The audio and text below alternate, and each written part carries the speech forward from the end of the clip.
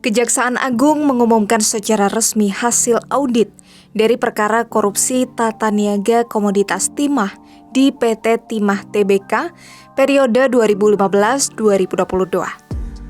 Dari hasil sebelumnya, kerugian negara ditaksir 271 triliun rupiah. Sementara itu, hasil final dari audit Badan Pengawas Keuangan dan Pembangunan atau BPKP yakni mencapai 300 triliun rupiah. Selain itu, angka kerugian negara tersebut merupakan hasil final, bukan lagi potensi. Deputi Bidang Investigasi Badan Pengawasan Keuangan dan Pembangunan atau BPKP, Agustina Arumsari, juga merinci besaran kerugian negara tersebut. Jumlah itu meliputi harga sewa smelter hingga kerugian lingkungan yang ditimbulkan. Kemudian kami mengumpulkan dan mengevaluasi bukti-bukti yang kemudian sampai pada kesimpulan adanya kerugian keuangan negara sebesar 300,003 triliun. Angka detail sampai ke digit itunya adalah nanti kami akan jelaskan di persidangan tentu saja ya. Berupa apa saja? Yang pertama adalah kemahalan harga sewa smelter oleh PT Timah sebesar 2,285 triliun.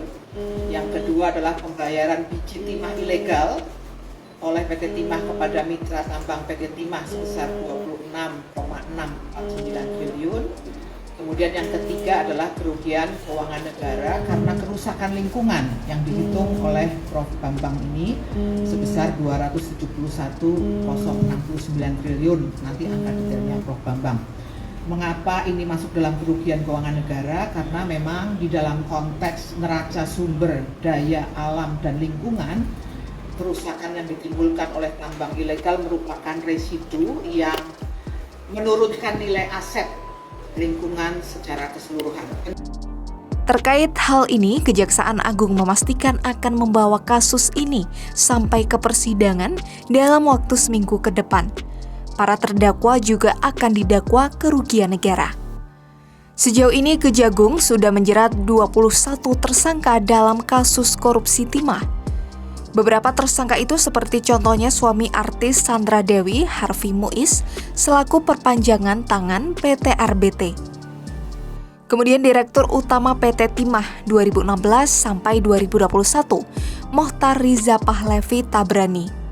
Selain itu ada Crazy Rich, Pantai Indah Kapuk atau PIK, Helena Lim. Para tersangka ini diduga mengakomodir kegiatan pertambangan liar atau ilegal di wilayah Bangka Belitung untuk mendapatkan keuntungan.